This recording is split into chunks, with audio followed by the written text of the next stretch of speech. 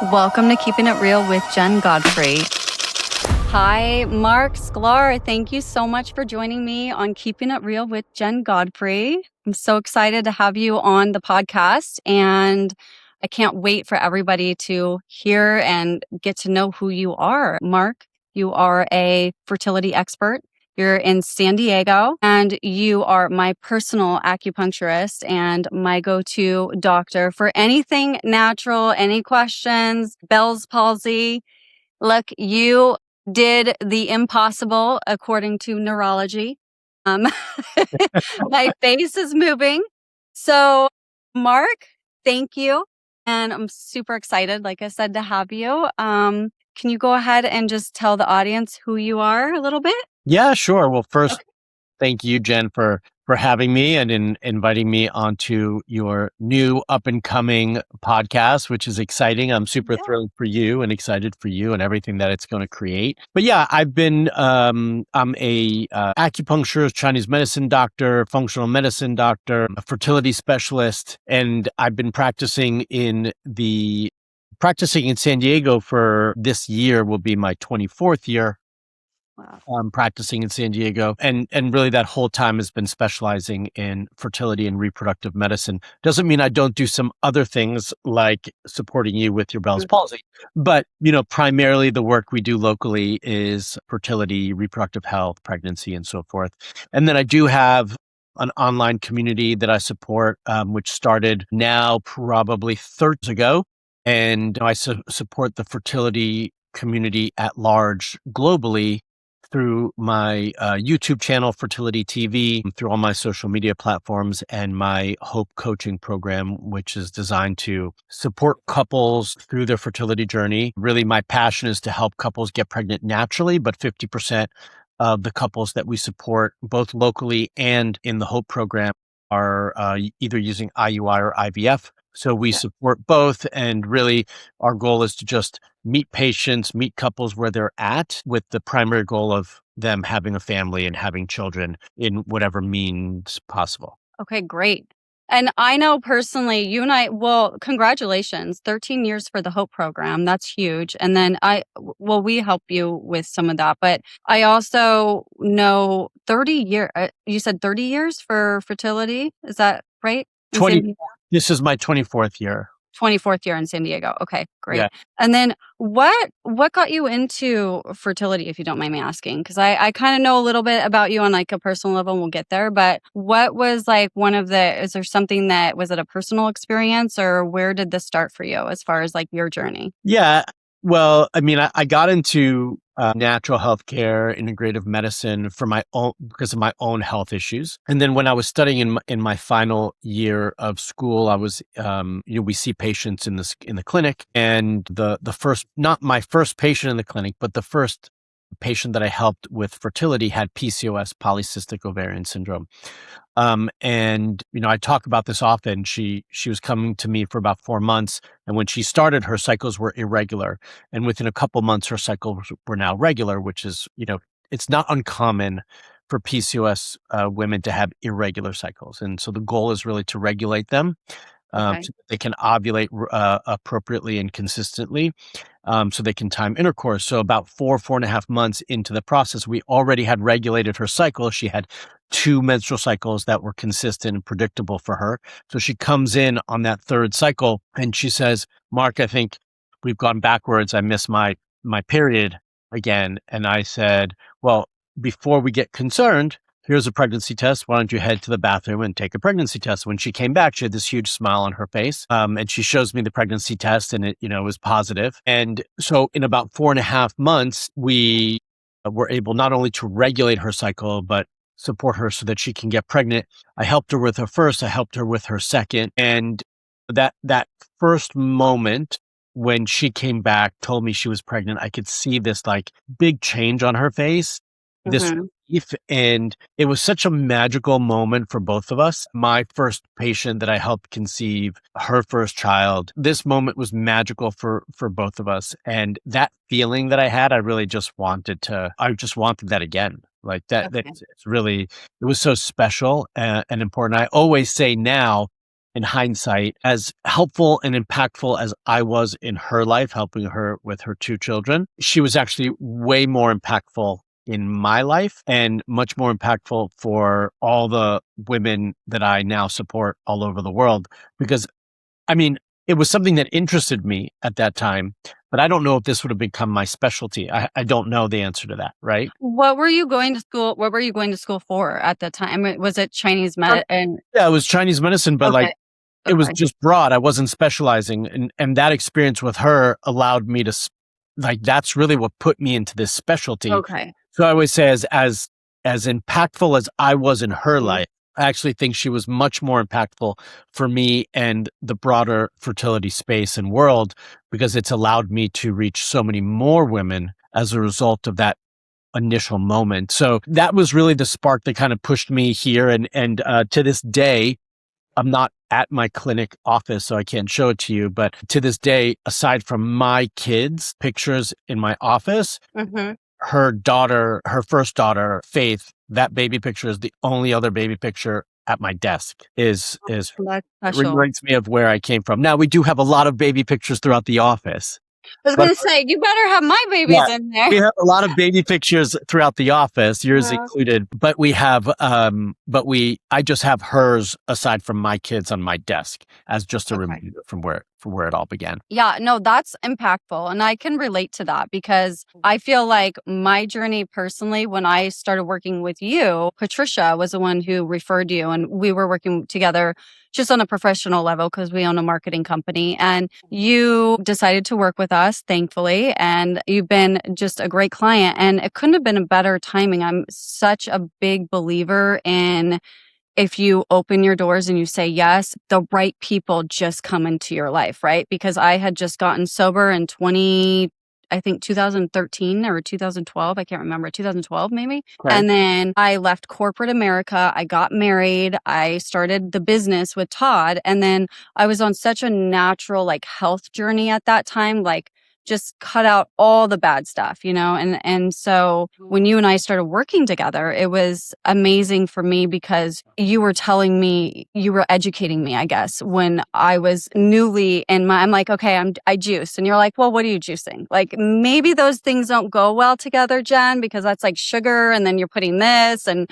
I'm like, yeah, but I'm being healthy. So, I mean, I feel like you and I had a natural vibe just from that. And then when 2017, Todd and I decided maybe we should get married. Todd and I are a little older. I was 35 when we got married, and I just didn't think about it. I didn't think about kids. You just think when you get married, you just think, okay, everything's just going to line up. You're going to get pregnant. You're going to have kids. Like everything will happen. And I could not have had a better person like you to help me because I remember that first like 3 months, I was so devastated when nothing was happening. You know me, I'm very impulsive. So I'm like, I don't wait. I'm like, okay, this is like and you kept saying, Jen, just calm down. Like, go get blood work. And I'm like, no, I'm going to go do IUI. Like, I need to get pregnant. I'm 36. Like, I don't have time. And you were like, no, you can do this naturally. Like, you don't need to do that. And I'll never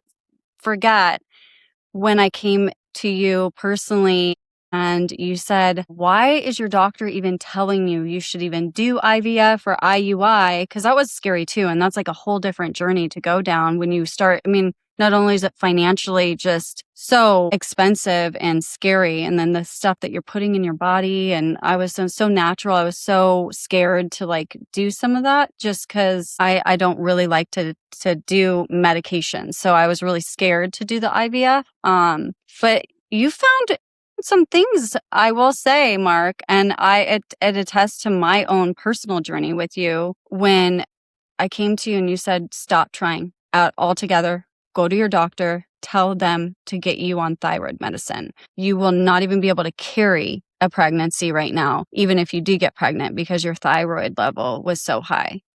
And I think you caught, the nail on the head. And do you remember what happened when I went to my doctor and told him that? They ignored you? Well, yeah, and he got mad. He got really mad. Remember that? I came back, I go, my doctor is really mad at me. He said that because it was like 3.4 or something. Remember you said it needs to be like 2.8 or lower for me to even like be able to have like usually like a health or remember I came in and I was like, no, he like was really, I was like, I almost think I need to switch doctors. Like he was so mad at me. Yeah. I mean, look, I think there's a couple of things you said that I think is important for people. One is, and I'll come back to the thyroid, but the first thing is, and I was just talking about this earlier with somebody else, but you were trying for a short period of time and they already, your doctor already said, oh, go to IVF. Yeah. Right. First thing they said. Right. So I want people to recognize, because that's been the standard recently is, I'm going to backtrack. Your OB or primary care physician, okay, is not qualified to support you for your fertility challenges. Not just you, Jen, but anybody out there. They don't have the time or the education to support reproductive health and fertility. That's number one. Okay. They have 5 to 10 minutes with a patient. But there's no way you can get down to understanding what's going on with someone with their fertility challenges to be able to support them. So that's number one. Number two is like they have to want to care, to want to support you with your fertility challenges. And so typically they don't, because they know they don't have the time. And so the way that these doctors kind of say that, oh, they're supporting their patients in this is to say, you know what? Just go do IVF. It's to refer you out to IVF because they're not equipped to do that. But they are equipped, if they put in the time and energy, to run some initial blood work, to do some initial evaluations, to tell you to, hey, let's keep trying a little bit longer and let's address some of these things. They are capable of doing that. They don't have the time or desire to do those things. So the standard today, unfortunately, is exactly what you experienced. You go in, you say, this is, I'm been trying 3 months, 6 months, whatever it is. And they're going to say like, okay, just go see the fertility clinic. Now on a positive, that's great because IVF has become more mainstream, that it's more acceptable. People are more willing to hear it. They're more willing to have that conversation. They're more willing to talk about it. So that's a positive. The negative is that it's the referrals happening way too soon. Like they're saying that, oh, the problem is infertility. And so the treatment is IVF. Okay. And that's not necessarily the appropriate response in a situation like this. For me, my feeling is that what should happen, or what should have happened when you walked in and what should happen today is, hey, I've been struggling for 3 months or 6 months. And what I need to get some answers. Why am I not pregnant? And then at that point, they should start to do more testing, more evaluations, scans to determine what the situation is before they send you there, and to hopefully start some treatment and support for those areas before they send you for IVF. So that's what I would like to see happen, but it's not what's happening. It's actually more and more moving in the opposite direction. So my personal experience with that was I was stressed out because I'm just such a impulsive, I'm high stress, anxiety. You know me. I'm like, oh my gosh, someone calls me. I'm like, what? I'm always just trying to get things done, motivated. Someone type A, I guess. I've never seen myself as a type A, but I guess I am a type A. I hate saying that because I don't want to be, but I very much so am like a controlled personality. I need to know what's going on. I love to be spontaneous too, don't get me wrong, but I'm just very much so a believer that if you're going to talk about it, you just do it. And, if things aren't happening, then you just find the solution. So for me, I was like naturally like, okay, something's wrong with me. I'm not getting pregnant. I'm healthy. I don't drink. I don't smoke. I don't do drugs. Like I'm literally trying to be the healthiest I can be. And I'm not getting pregnant. And at that time I was 36, I think. So it was right before my 37th birthday. So I was getting stressed out in the fact that a lot of my friends are having kids, right? So then you start judging yourself. Oh my gosh. And I'm not going to lie. It was like very hard for me at that time to be excited for other women when I was trying. And then when they say, oh, I'm pregnant, I'm like, oh, in the back of my head, I'm thinking, F you. You have no idea. You're lucky. But at the same time, like you have to act like you're okay because it's really hard to go talk to somebody else and say, I'm struggling with this. I need help, when other people are trying to.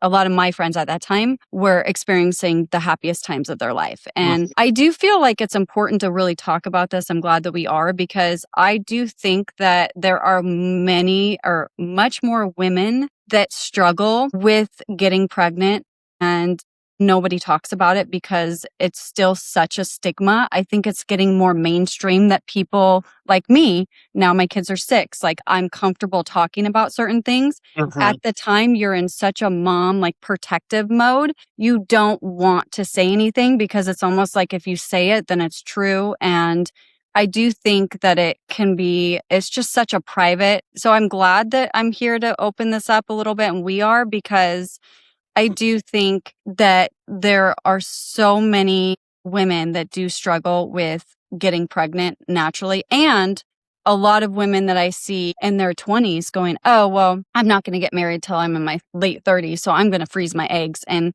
they don't realize some of the risks of that too when they do it too early, right? So I don't know enough about that, but I do think sometimes when I hear women that are like, 21 or 22 and they're freezing their eggs, I'm going, that seems a little premature. But I mean, to each their own. But back to my story, my personal journey. It was scary for me, but I was so glad that you found that out, because it was, I think, once they put me on that medication, I think it was within like 4 months, I want to say, that Yeah. I found out we were pregnant. Yeah, I think so. Coming back to the thyroid piece, for everybody listening, it's really important to have your thyroid supported and regulated properly to feel good, just in general, like you feel good and have enough energy. And so that's number one, to have your thyroid in a healthy balance. But number two is, it's very difficult to conceive if your thyroid function is not working properly. In this case, if it's functioning more sluggish, right? So that's what we would call hypothyroidism. And I remember sitting down with you and kind of explaining to you how the thyroid functions and what can go wrong in each direction and what that means. And so it's your experience with your doctor, by the way, in terms of them getting mad at you. One is not uncommon. It's a not uncommon experience. And I number switched two, doctors, by the way. Yeah. I remember after that, I was like, look, this is going to be a really bad experience for me, because he was such a, and he's probably a great doctor, and I don't want to say he's not, but for me, I did not like that. I don't like how he made me feel. I don't like that he made me feel bad that I was working with you. He's like, oh, well, where are you? Who is that? And it just felt like I was in the middle, instead of, like you said, him actually taking the time to say, oh my gosh, that sounds great. Like, who is this doctor? Like, give me his number. Like, that would be great if he can point things out like that. Maybe we can work together, and I can, it was not like that at all. The issue with that doctor is, and this is why I say OBs are not qualified to support fertility and reproductive health, because when they're looking at your TSH, or thyroid stimulating hormone, they're looking for it on the clinical reference range, which is wide. It's 0.5 to 4.5 is the reference range. So if you fall into that window, everything's fine. You're normal, no big deal. You literally have to be 4.56 to be abnormal for them to pay attention. But for fertility, we really want the sweet spot for TSH, and this is what the research supports, is between 1 and 2. You were at 3.4, I think, or something like that. Or 3. Yeah, I was in the 3.5, somewhere around there. Yeah. So for him, you were still normal. So why is this even an issue? So he's getting frustrated. But in the fertility world, that's not considered good, right? We want to lower it. So that even supports my initial thought, which was you really shouldn't be getting your support for fertility from your OBGYN. You really need to be working with someone who understands fertility, and that's their specialty. But for me, it even goes beyond that. Who's trying to work with the root issues, to address the root issues. So I know from experience that if we don't support that piece, if we don't support your thyroid and lower your TSH, you're going to have a really hard time getting pregnant. And I also knew that you were a bit anxious and stressed at the time with all of that, right? And Yeah, it's hard not to be when you're getting in that when you're in that age, I'm like right at the age where you're right. starting to think like, okay, 30, they say if you're 35 and older, you're gonna have a really hard time getting pregnant. And I'm like, wait a minute, I don't feel like I was ready. And I mean, I'm glad I had, maybe I wish I was a little younger now because I'm tired, but I'm actually really glad I waited because, it's a huge overtaking when you have babies. And I don't feel like I would have been ready to have them sooner, to Yeah. be where I'm at right now with them. So to each their own. But I just think that you hit the nail on the head with that because I'm sorry, I know we keep harping on it, Yeah. but I will never forget how horrible I felt. And I think I was crying in your office You were. because it was already, I'm emotional. And then you have hormones and you have and I couldn't talk about any of it with Yep. anybody because I was being so private and like we were our businesses were new and I just didn't want anyone to know. I'm just very, yeah, I was in a fighting mode. I was in mom mode, I guess. Yeah, but that goes to my point, which where I was trying to make is like you were already stressed and anxious, Uh-huh. and that just made it worse. And the stress and anxiety was contributing to some of your thyroid issues and some of your fertility issues. So I'm working to try to regulate those things. He's making it worse, right? We Yeah. don't need you more stress. We need you to more relaxed. And that Mhm. was a piece that we needed to support. So I was glad that you switched and you moved away and we were able to get you the support that you needed because that's really that was part of what made a significant difference in you getting the results. Yeah, I mean, for me, that was probably the beginning of, and then I switched doctors, and then the new doctor I had, she was awesome. I love her. She was at Scripps, and she was great. She really took the time, and she was really cool too, because I'm from the Pacific Northwest originally, and she was from Oregon, Portland. She's Okay. a duck though, and I'm UW, so we were kind of like, had our little moment there. But she was really a cool OB, and she really did take the time. She kind of knew my personality. She really went over everything thoroughly with me and made sure that she kind of made sure that I was supported and with you. And she never made me feel, oh, she's like, oh yeah, you should go get acupuncture. It's so good for you. I mean, she was just very positive. And that I feel like maybe it just takes different people, but it really does take a team, especially when you're older and then you're paranoid and then you have anxiety like I did and all these things. And then I'm like scared. I don't want to ruffle the feathers, I'm like, hey, I don't know. I don't know what I don't know. Like I didn't know it was going to be like this kind of a feud between the doctors at that time. So no, you said that was common and that you do see that at times. And so I personally was in the middle of it. So it's very uncomfortable when you're trying to conceive Oh yeah.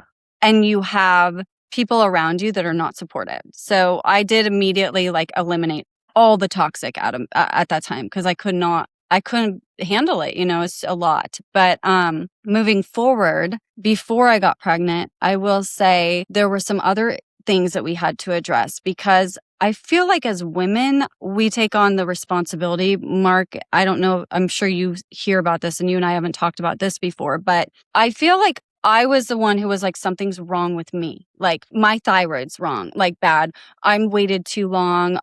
We should have gotten married a year early. I was earlier. I was selfish. I didn't want, I start putting all this blame and shame in myself.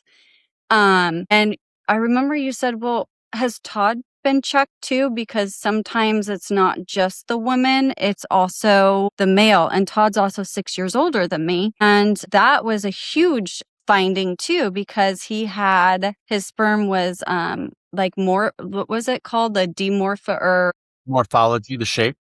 yeah, so it was a lot harder for the sperm, I guess, to swim. And I'm still I know that some of the terminology, but I still don't understand exactly even though you've told me and I know it's been a while. But yeah, so I think it was just a combination. So I think it's super important for women to know, regardless on what kind of way they're trying to get pregnant, whether it's IVF, IUI, naturally through a sperm donor or with a partner. There's a lot of different avenues that you have to look at, right? Like it's not just the Yeah. woman.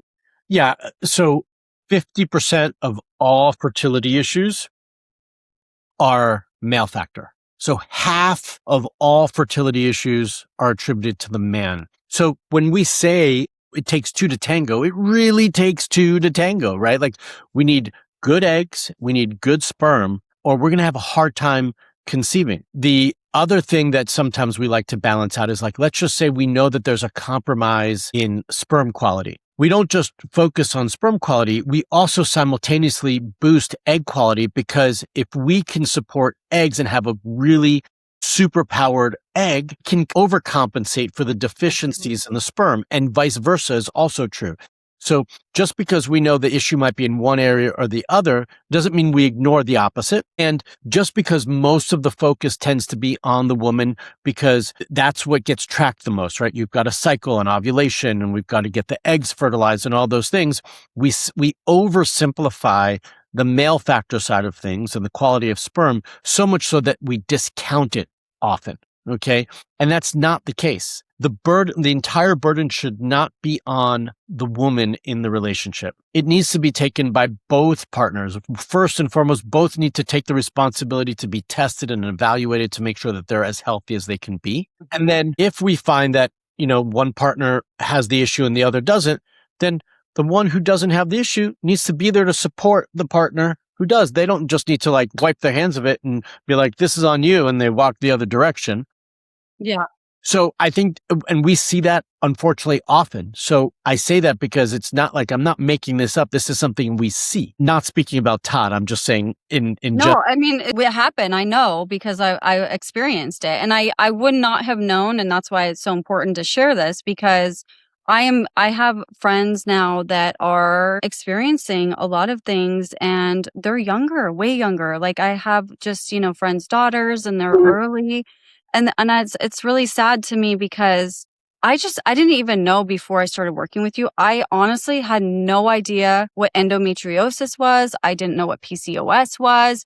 I just thought you get your period when you're between, 12 and 15 or whatever. Yeah, you have babies. Some people, if they wait later, they might have a harder time. Some people might do IV. I just never knew there was so many different factors with women's health and reproduction. So I think it's really important to like get support at any time, and just from somebody like you that can help. And I think that I'm hearing a lot more fertility issues are happening at very much younger ages now, which to me, and I don't know if it's because there's more awareness to what things are now, or if people are just older and they're starting families later, like I did. But for me personally, to hear that, I'm always just like, oh my gosh, you have to call Marc, or, like go. Cause I think it's really important to know that if a doctor says that you have something, it doesn't mean that you can't have a healthy pregnancy. Like for me, it was like immediate, you need to go do IVF. You're 36, you tried for 3 months, nothing was happening. Okay, no, it was IUI. And then it was like, oh no, you've got to go, there's not really that middle ground, like you said, of, okay, let's address and see what's happening. And I don't know, I don't remember ever, I don't have PCOS or endometriosis personally, but I don't remember anyone ever checking that for me. And I don't even remember learning what that was.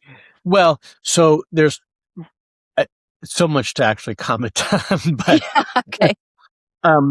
when I did your initial workup, Mm-hmm. I'm automatically looking to rule out or rule in PCOS. Okay. So when you filled out all the paperwork for me and then we ran all the lab work, that's how I'm ruling out or in PCOS. Okay. So I'm not telling you that, but I'm looking at it with that in mind. Endometriosis is a little bit more challenging to rule in or out. Yes, symptomology could be a reason why you suspect it, but in the end, the only real way to rule out endometriosis is to do a laparoscopy, which is a outpatient procedure.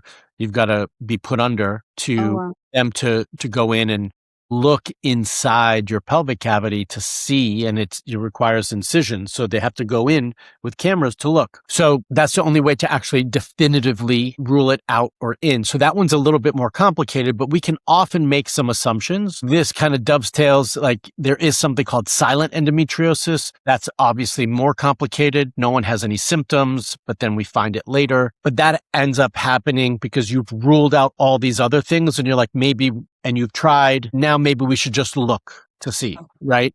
So it just depends. Now, what I can say is we are seeing a shift in numbers where we're seeing more women and couples who are a bit younger. So we used to see a lot more like in the mid 30s and higher. Now we are seeing a little bit of shift, like starting around 30. And so that is definitely something that we've observed clinically, but I don't. What do you think the reason for that is? Yeah. That So earlier, do you think it's like the food quality? Is it the air quality? Is it just kind of? I think it's twofold. I think one is I don't believe that it's entirely like this huge change in terms of numbers. Okay. I think it's threefold. I think one is we're more accepting as a culture to talk about it. So that's number one. So people are paying more attention to it sooner and they're talking about it sooner. That's number one.